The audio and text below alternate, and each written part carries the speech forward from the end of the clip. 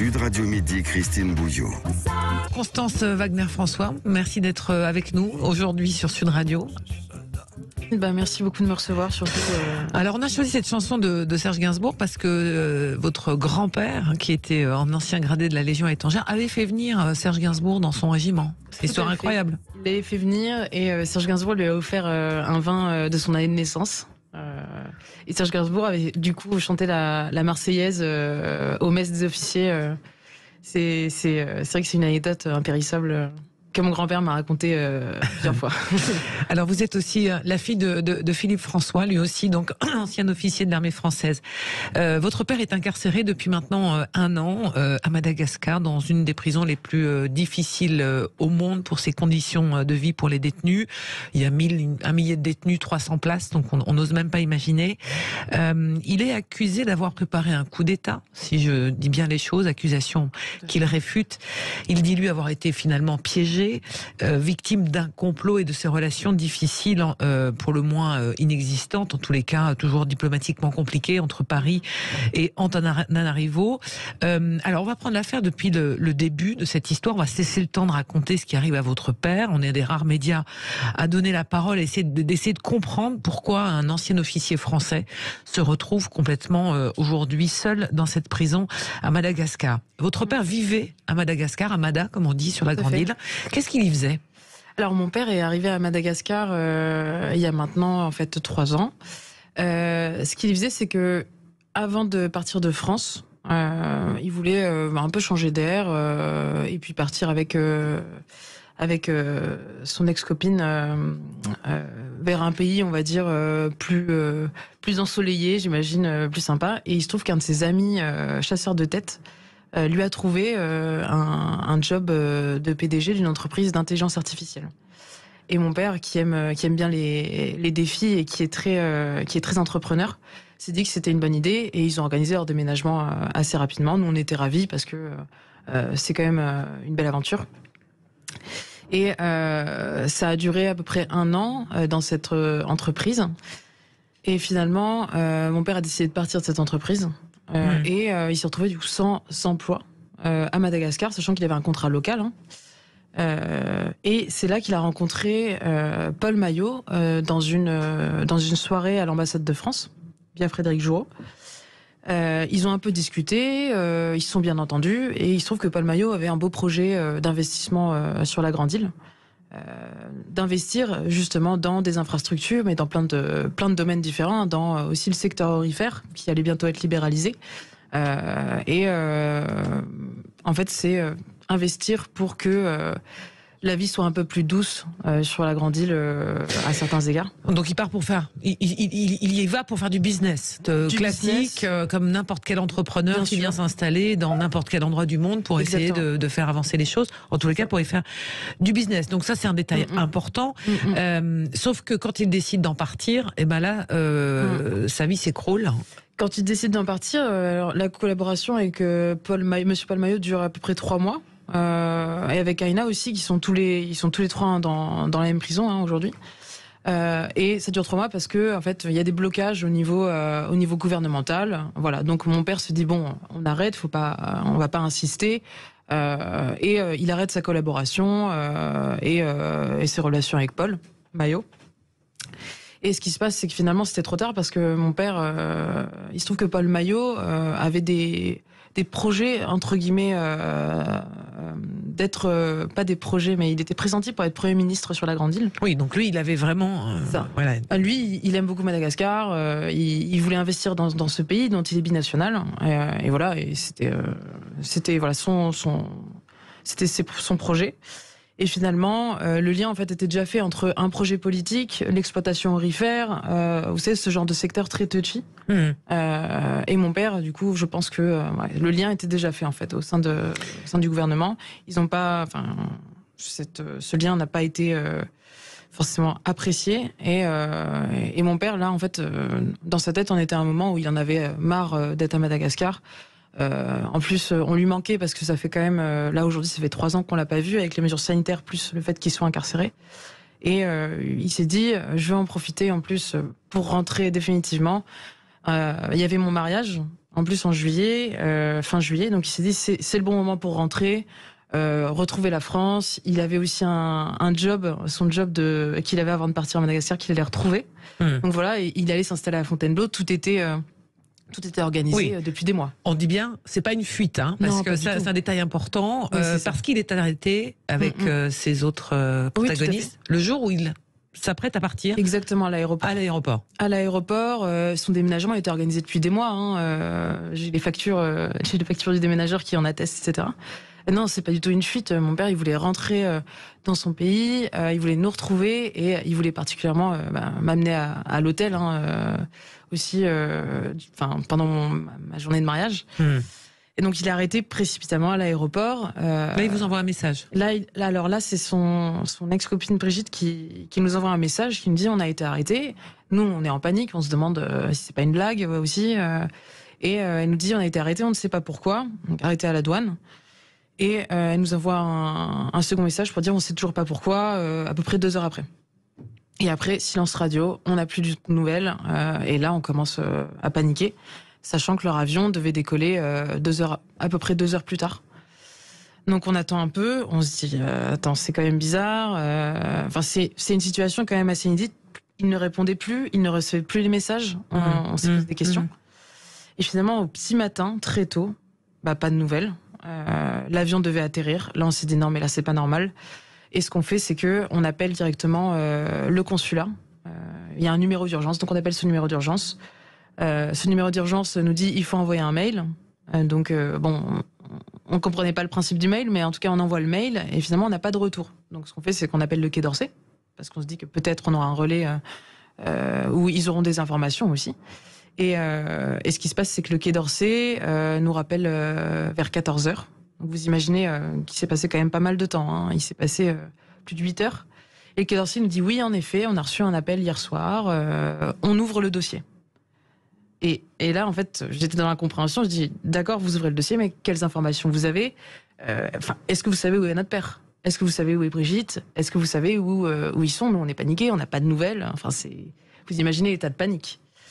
Et après, au fur et à mesure des jours, évidemment, on n'a toujours pas de nouvelles de mon père, toujours pas de nouvelles de Brigitte, et le Quai d'Orsay nous appelle avec des nouvelles assez brèves pour nous dire il serait apparemment dans des locaux du GIGN local près de l'aéroport international. Par contre, les avocats n'ont toujours pas eu accès à eux. Ça a duré 2 semaines. Ils ont été 2 semaines en fait en garde à vue. Et on a appris au fur et à mesure que c'était que le motif de l'arrestation était tentative de coup d'État et atteinte à la sûreté de l'État et tentative d'assassinat du président. Et là, évidemment, nous on était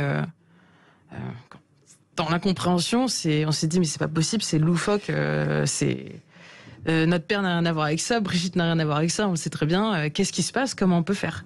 Vous imaginez, on est une famille, on est de 6 enfants, on se disait mais c'est pas possible. Et c'est quelque chose où on a un logiciel qui n'est pas prêt pour ce genre d'événement.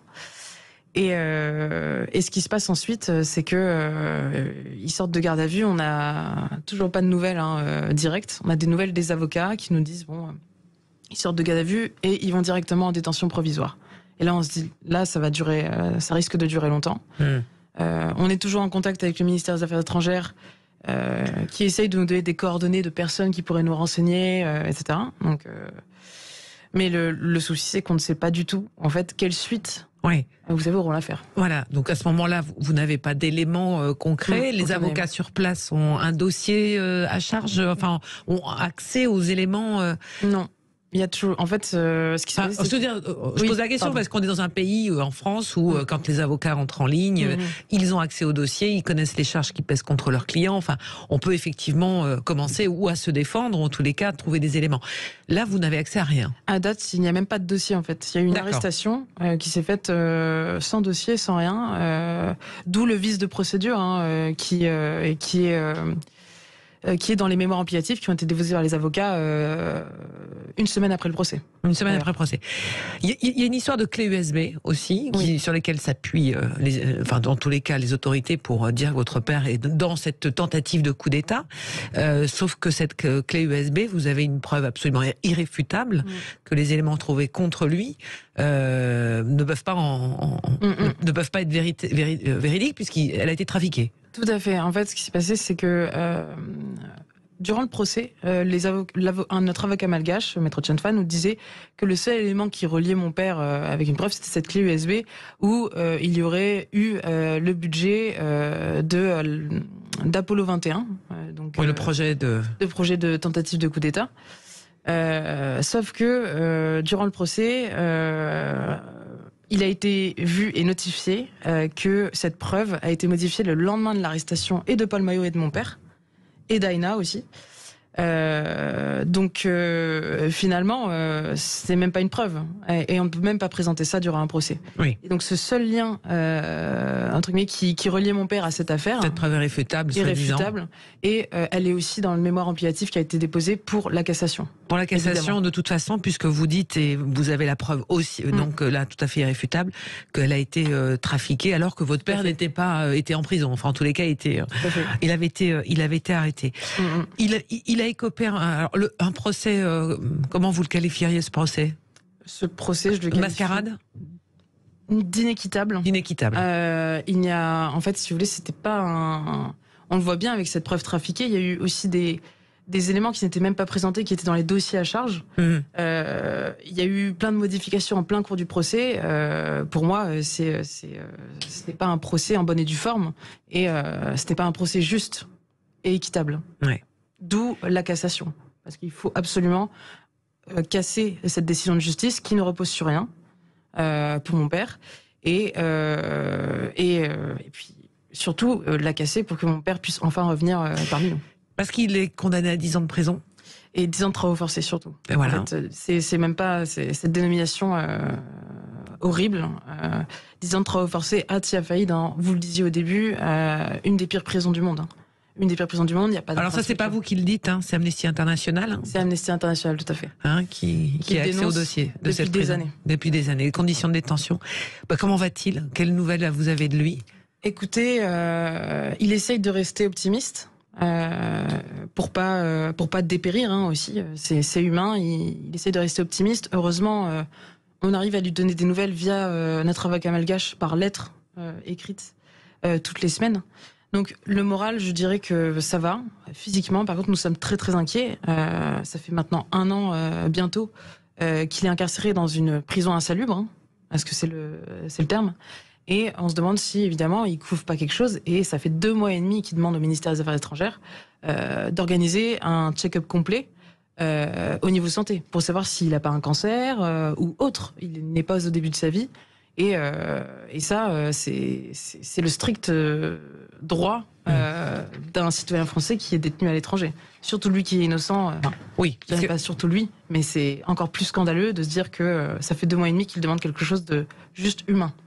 Vous nous avez apporté le mot qu'il vous a écrit au bout de ces 300 jours de détention. C'est une lettre manuscrite que l'on a là, et il remercie tous les soutiens, sa famille évidemment. Il garde espoir d'une issue pour pouvoir quitter cet enfer. Alors, l'espoir pour lui, c'est ce que vous dites, c'est d'abord une procédure en cassation, donc devant la Cour de cassation malgache. Tout à fait. Et en fait, c'est une étape pour lui qui est tellement importante. Il sait très bien qu'il est innocent, qu'il n'a rien fait. Casser ce jugement, c'est lui rendre son honneur, et c'est rétablir la vérité une bonne fois pour toutes aussi. Mon père n'a absolument rien à voir avec ça. Il n'est pas du tout censé être dans cette situation. Il le sait très bien. Et pour lui, évidemment, il respecte le droit malgache, et il veut passer par la cassation. Oui. Pour lui, c'est normal, c'est un processus, et surtout, il veut que ça soit reconnu et officiel. C'est quelque chose pour lui qui est très important. Et bien sûr, c'est normal de vouloir de la justice. Ce que vous dites, c'est qu'il ne veut pas un régime de faveur. Il veut que la justice malgache reconnaisse qu'il n'a rien à voir avec ce qui lui est reproché. Exactement. Que ce soit officiellement reconnu, parce qu'il sait très bien que c'est son dû. Ouais. Allez, on va Augustin, faire un arrêt pub, comme on dit. Absolument. Et puis aussi, vous pouvez nous appeler au Oui. 0826 300 300, que ce soit pour apporter votre soutien, pour poser vos questions à Constance, qui est la fille de Philippe François, tout de suite. Sud Radio Midi, Christine Bouillot.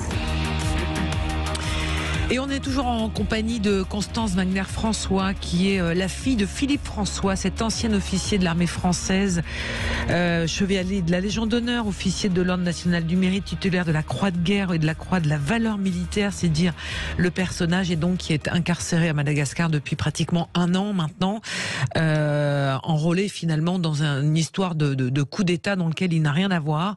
Et aujourd'hui, vous vous battez avec vos proches, avec votre famille pour faire casser cette décision de justice et essayer de rapatrier votre père.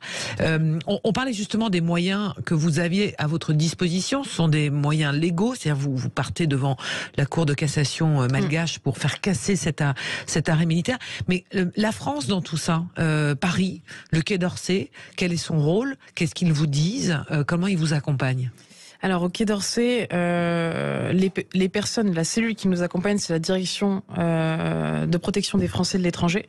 Donc c'est la partie, on va dire, qui n'est pas politique, qui n'est pas ils ne parlent pas avec les autorités judiciaires malgaches. Eux, ils s'occupent spécifiquement de tout ce qui est protection juridique et de tout ce qui est sanitaire. Le souci, c'est que la protection juridique, honnêtement, c'est nous qui nous en occupons, c'est nous qui payons notre avocat, c'est nous qui essayons d'avoir des informations via notre avocat, etc. Et la protection sanitaire, comme je disais juste avant, en fait, ce n'est pas du tout fait, dans le sens où ça fait 2 mois et demi quand même que mon père demande un check-up complet au niveau santé, et il n'est pas le seul à le demander, Paul Maillot ici le demande, par exemple, et ça n'arrive pas. Et on ne comprend pas pourquoi, parce que c'est légitime et en plus c'est le minimum vital pour une personne qui va sur ses 55 ans et qui est emprisonnée dans un endroit insalubre depuis quasiment 1 an. Donc la protection des Français ne joue pas son rôle aujourd'hui. Et ça, je n'ai pas peur de le dire, c'est la vérité. Et en plus, je pense qu'il y a un profond manque d'empathie sur ce que ma famille traverse. Oui, c'est-à-dire vous vous sentez abandonné. Ouais, abandonné, délaissé, et c'est pas possible. En fait, c'est leur rôle et c'est leur devoir d'accompagner les familles. C'est de leur expertise en plus. Ils savent normalement comment faire, ce qu'il faut faire, et on a l'impression qu'il faut faire tout à leur place, qu'il faut pressuriser, c'est parce que sur le plan sanitaire, dans cette prison qui est un enfer, on le rappelle, c'est une des prisons les pires au monde. C'est comme ça que la qualifie Amnesty International. Comment votre père vit? Comment est-ce que vous intervenez tous les jours? Comment vous arrivez à lui apporter un peu d'amélioration à l'ordinaire? Alors, mon père, pour expliquer un peu le contexte, il est dans une cellule de 6 mètres carrés avec une toute petite fenêtre qui est très haute. Il n'a pas d'eau, pas d'électricité et pas de nourriture. Il n'y a aucun service en fait qui est fait dans cette prison. Si mon père n'avait pas d'avocat ou n'avait personne sur place pour lui apporter la nourriture, il ne pourrait pas manger. Ou alors, ça serait un verre de haricots, et puis il se débrouille pour cuisiner en fait. Ce qui se passe, c'est que notre avocat sur place fait les courses. Nous, évidemment, on envoie de l'argent aux avocats toutes les semaines pour qu'ils puissent payer ses courses. Et en même temps, et ça c'est très important aussi pour le moral, il lui apporte les lettres qu'on lui écrit, que tous ses amis lui envoient, que tous ses soutiens lui envoient. Et ça, c'est très important pour le moral. Et du coup, on espère, vous savez, ça a une répercussion quand même sur le physique, où oui. Il est tombé malade quand même plusieurs fois, mais voilà. Il lui faut un espoir, un échappatoire, et savoir aussi que à l'extérieur, on pense à lui, on essaie de trouver. Vous dites que la France a des leviers de négociation. Lesquels ? Écoutez, la France, alors c'est une question, je suis pas du tout experte. Mais ce que vous dites, c'est que la France a les moyens de dire, en tous les cas, aux autorités malgaches, il y a une erreur judiciaire en cours, ça concerne un ressortissant. C'est ça, en fait c'est plutôt... au-delà de parler de levier, c'est surtout son devoir. La France, c'est le pays des droits de l'homme. Et c'est à elle de défendre les intérêts d'un citoyen français qui est incarcéré, surtout injustement. Et ça, ils le savent très bien parce que le procès est passé, ça y est. Donc, c'est leur devoir de discuter main dans la main avec les autorités malgaches et dire il faudrait que pour Philippe François vous fassiez ce procès en cassation le plus rapidement possible. Nous voulons le rapatrier. C'est un citoyen français. C'est son devoir, c'est son droit le plus naturel. Et c'est comme ça. Et c'est leur devoir. Ils sont censés faire ça. Ce n'est pas du tout de la pression ou ce n'est pas du tout de l'ingérence. C'est leur devoir. Oui. En rappelant ce que vous disiez au début de l'interview, c'est que votre père souhaite, lui, être lavé de tout soupçon. Il ne demande pas un régime de faveur. Pas du tout. Et c'est pour ça que on attend ce procès en cassation avec impatience, parce que mon père passe par, en plus, les leviers officiels. Donc nous sommes dans la compréhension. Ça fait plus de 6 mois qu'on attend ce procès en cassation. Et ce procès en cassation, la date est toujours pas fixée. Oui. Madagascar est une île singulière, c'est un très beau pays, mais il y a des particularités, des problèmes économiques, des problèmes de corruption aussi, et il y a des élections qui se profilent également, dans lesquelles le président actuel est engagé. Est-ce que tout ça, on va dire, ne facilite pas le processus, on va dire, judiciaire de votre papa ? Alors, je suis pas du tout une experte de Madagascar. Ce que je sais, c'est que les agendas politiques sont intimement liés à l'affaire de mon père. Si en fait il y a trop d'efforts qui sont mis sur quelque chose d'autre, c'est vrai que mon père passera toujours en second plan. Mais est-ce que ça pourrait pas être effectivement une histoire d'éliminer un candidat potentiel, puisque Paul Maillot était là aussi avec lui, mais du coup, est-ce qu'il pourrait pas être l'objet finalement d'un espèce de chantage politique ? Dans ce cas-là, vous avez tout imaginé, je suppose. Dans ce cas-là, en fait, ça concernera Paul Maillot. Ouais. Mais mon père, en fait, n'a rien à voir avec ça. Mon père, il est là parce que il était partenaire avec Paul Maillot. Oui. Leur collaboration s'est arrêtée, mais en fait, le lien avait déjà été fait. Mais mon père, la politique malgache, il s'en fiche. Lui, ce qu'il voulait, c'est avoir un boulot, gagner de l'argent pour pouvoir supporter tout ce qui était frais pour mes frères et sœurs, leur rembourser leurs prêts étudiants, ce genre de choses. Lui, tout ce qu'il voulait, c'était ça. Et rentrer en France définitivement pour nous retrouver. Vous dites aussi on vous a dit du côté du Quai d'Orsay éventuellement que ça pouvait venir d'autres sujets sensibles entre la France et Madagascar, l'histoire des îles éparses par exemple. Mais c'est tout le problème de cette affaire. Mon père, c'est un tout petit caillou dans. Ça paraît énorme, hein. Oui. En fait. Mon père est dans cette situation parce que la France et Madagascar ont justement ce genre de sujet. Les îles éparses, ils s'entendent pas bien depuis pas mal de temps. Et Oui, c'est pas un sujet nouveau. Ça date pas il y a un an. Toute cette, si vous voulez, cette animosité. Il y a beaucoup de Français qui vivent là-bas. Il y a beaucoup de Français. Il y a énormément d'expatriés là-bas, et toute cette pression entre les deux pays, ça se répercute sur quelqu'un qui n'a rien à voir avec ça. Pas de problème. Tout ça dans votre famille, comment vous vous organisez ? Il y a une pétition, on peut vous aider, on peut suivre l'histoire de votre papa, on peut apporter du soutien. Comment ça s'organise ? Tout à fait. Alors, ça doit être un tourbillon pour la famille là. Tout à fait. Depuis un an, vous imaginez bien qu'il n'y a pas une seule journée où on n'y pense pas. Heureusement, on a beaucoup de soutien. Des amis de mon père ont mis en place un site de soutien soutenons-philippe.fr. Et sur le site de soutien, vous pouvez trouver une cagnotte si vous souhaitez nous aider à participer aux nombreux frais qu'il peut y avoir en prison pour mon père. Il y a aussi une pétition qui s'approche des 5000 signataires que vous pouvez trouver sur le site de soutien. Et vous pouvez aussi trouver toutes les informations dont on n'a peut-être pas parlé aujourd'hui, mais tous les articles et toutes les informations au niveau de mon père. Vous pouvez aussi avoir de ces nouvelles de manière régulière. Voilà, donc on a mis en place quand même beaucoup d'éléments et ça nous permet aussi de respirer et de lever la tête hors de l'eau. Votre père est un homme costaud, solide, c'est un militaire passé par Saint-Cyr, mais on va dire aguerri, de haut niveau comme on dit, mais c'est un colosse au pied d'argile aussi comme on dit. Tout à fait. Le fait qu'il soit passé par Saint-Cyr, j'ai vraiment, et que ce soit un ancien militaire, j'ai l'impression que c'est la raison pour laquelle il est laissé de côté. Justement parce que c'est quelqu'un. En fait, je me mets à la place du ministère des Affaires étrangères, avec beaucoup de mauvaise foi.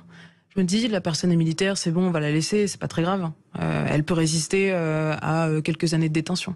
En fait, je pense que le fait qu'il soit militaire bah voilà, ça, ils se disent, il est fort, il peut tenir, alors que non, je suis désolée, il est humain.